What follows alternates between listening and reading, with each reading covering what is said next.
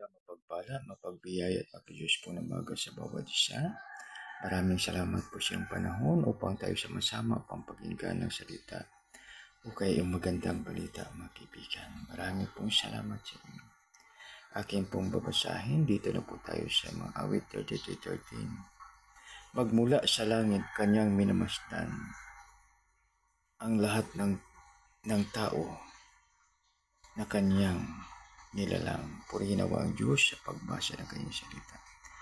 Tayo na po ay manalangin. Panginoon, maraming salamat po sa pagmantay mo po sa amin kagabi na hindi ka naiidlipan, hindi ka natutulog, Lord. Maraming salamat sa pangalan ni Jesus.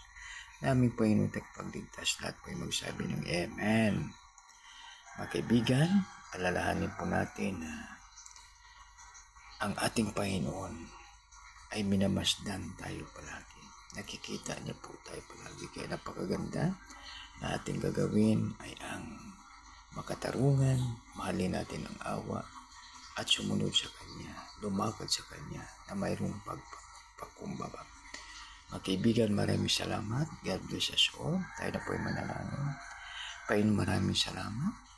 Panginoon, sa iyong salita, tulungan mo po kami, Lord, na aming ma-share ito sa aming kapwa. Tulungan mo rin po kami, Lord, na ito, Panginoon, ay manatili sa amin at gamitin po kami sa makapangyang paraan. Sa aming dakilang Ama, ang Diyos na mabis sa katakob, dinadaling po namin ito sa matamis na pangalan na yung anak na si Jesus namin po yung tagapagligtas. Lahat po ay magsabi ng Amen. God bless us all.